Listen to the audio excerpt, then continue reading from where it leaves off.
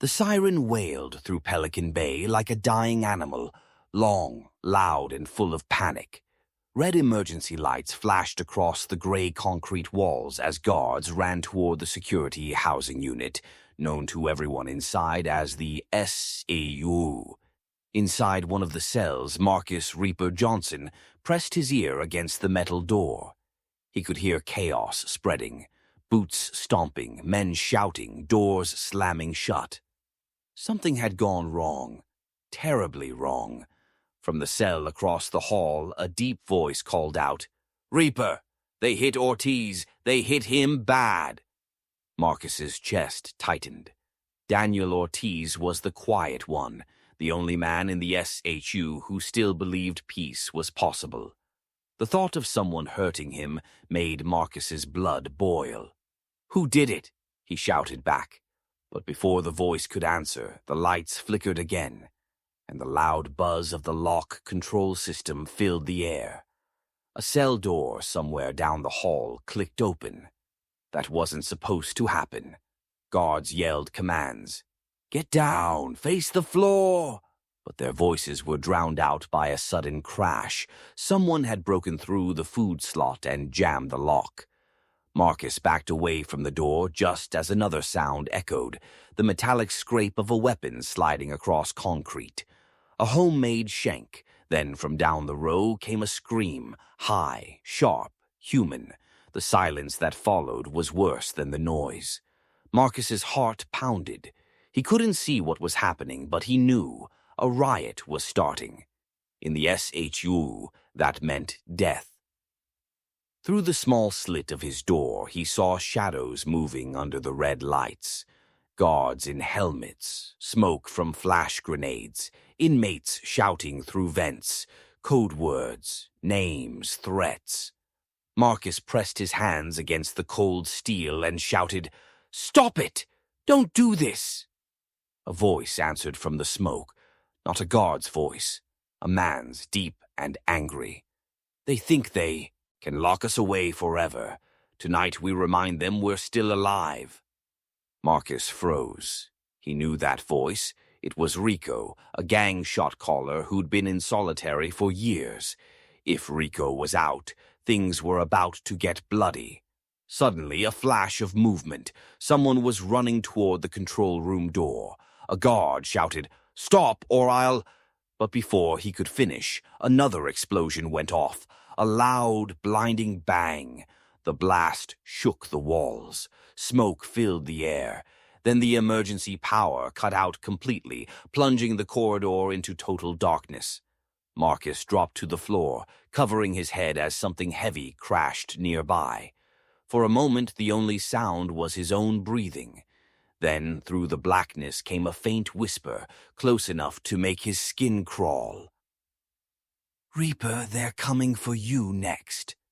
The voice disappeared into the dark. And the prison, America's most secure, most feared supermax, fell completely silent. Hours earlier, before the blackout, Pelican Bay was quiet. Too quiet. The kind of silence that felt like it was holding its breath. Marcus Reaper Johnson sat on his bunk, staring at the crack in the wall he'd memorized over 8 long years in solitary. He had no window, no sunlight, no sound except the hum of the vent and the soft echo of his own heartbeat. The guards said isolation kept men like him from causing trouble. But after so many years alone, Marcus wasn't sure who he even was anymore. Across the hall, Daniel Ortiz, the soft-spoken inmate everyone called Preacher, spoke through the vent. "You ever think about what day it is?" Marcus frowned. "Every day's the same in here." Daniel chuckled weakly. "That's what they want us to think. But the world keeps turning, brother. Out there, people laugh. They eat breakfast. They forget we even exist." Marcus wanted to believe him, but hope was a dangerous thing in Pelican Bay. Every time he started to feel human again, something reminded him that this place wasn't built for redemption. It was built for control. Then, 2 days before the riot, something unexpected happened. Marcus received a legal notice, the first piece of mail he'd seen in months. The envelope had a law firm's letterhead.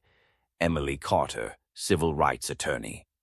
Inside was a short letter.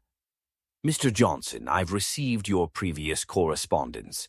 I believe your experience could help expose unlawful practices in Pelican Bay's SHU. If you are willing, I'd like to file a case on your behalf. You are not forgotten. Marcus read it 3 times. He hadn't written to Emily himself, not directly. But he had passed a bundle of handwritten notes through the food slot weeks ago, asking a sympathetic guard to send it to anyone who can help. Someone had listened. The next morning, guards came for Daniel Ortiz's. "Pack it up," they said. "You're oving." Daniel looked confused. "Moving where?" No answer, just cold eyes. He looked over his shoulder as they cuffed him. "Marcus," he said softly, "don't stop talking. Ever." That was the last time Marcus saw him alive. Later that night, the rumor spread. Daniel was found unconscious in the shower area. Some said he slipped. Others said he was pushed. Either way, he didn't wake up. When Marcus heard the news, something inside him broke. "They killed him because of that letter," he whispered.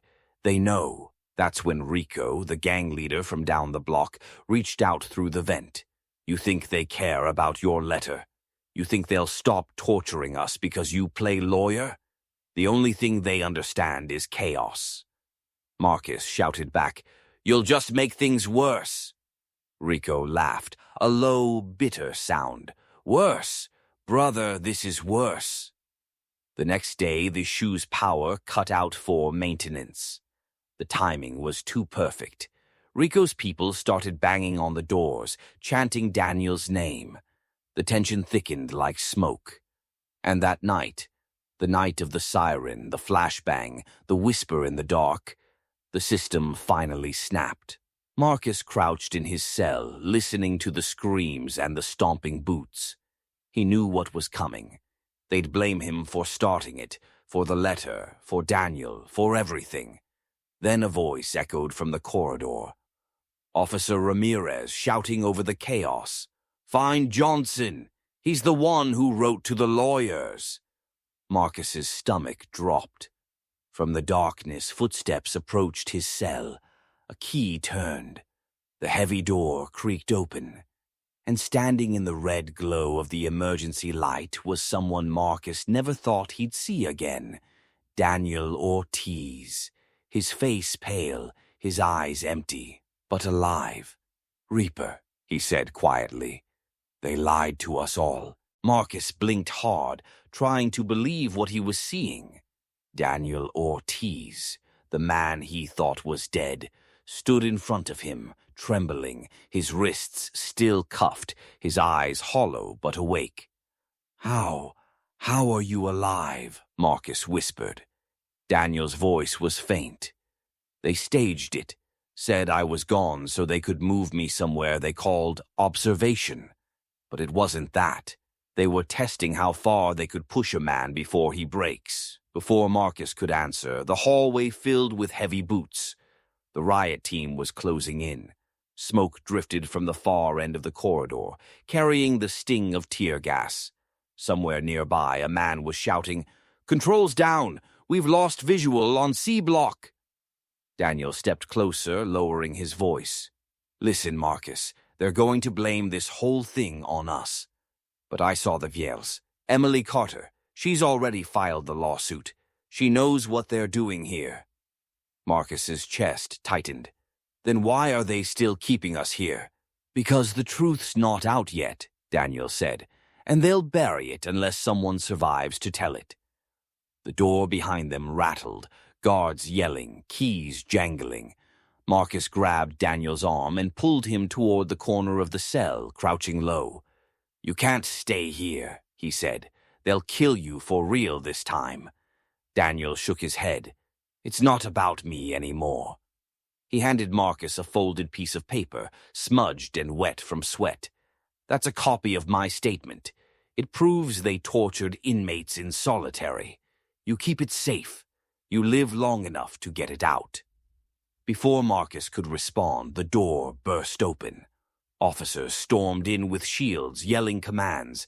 Marcus hit the floor, covering his head as they forced him down. Daniel tried to speak, but a baton struck his side, knocking the wind from him. "Don't fight!" Marcus shouted, but the noise swallowed his voice. Moments later, both men were dragged down the hall, wrists bound, heads pressed forward. Through the blur of red lights and smoke, Marcus caught one last glimpse of Daniel, being pulled the opposite way, his paper slipping from his hand. It fluttered to the floor. The guards didn't notice, but Marcus did. As they threw him into another isolation cell, he reached out and caught it, just before the door slammed shut. Days passed. The riot ended. The prison returned to its cold, mechanical rhythm. But something had changed. Whispers spread from cell to cell about a lawsuit, about justice, about the two men who tried to speak up. Then one morning the intercom crackled to life. A voice announced, "Effective immediately, Pelican Bay will review all SHU housing policies pending federal investigation." Marcus sat up slowly, staring at the folded paper hidden beneath his mattress. His hands trembled. It was happening. The world outside was listening. Weeks later, Emily Carter's letter arrived. "Mr. Johnson, your testimony and the documents provided have become the heart of our case. The federal court has accepted the evidence. The lawsuit is moving forward. You have done more than survive. You have helped change history." Marcus leaned against the wall, tears burning his eyes.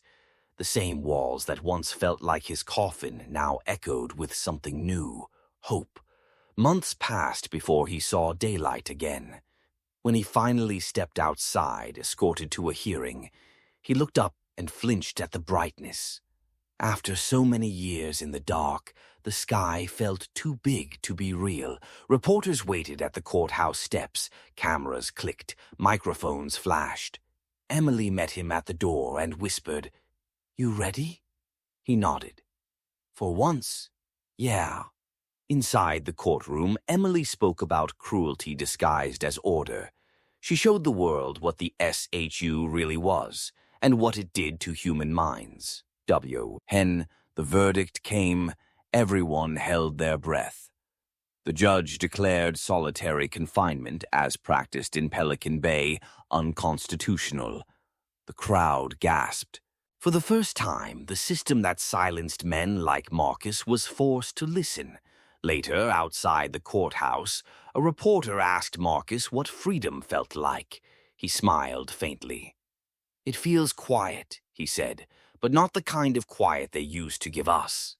This one feels alive." He reached into his pocket and unfolded Daniel's statement, now creased and faded. The last line was written in shaky handwriting. "Justice is not revenge. It's remembering who we still are." Marcus looked toward the horizon, the wind on his face. Pelican Bay still stood behind him, cold, gray, and full of ghosts. But the world beyond those walls was finally paying attention. And for the first time in years, he believed the silence meant peace.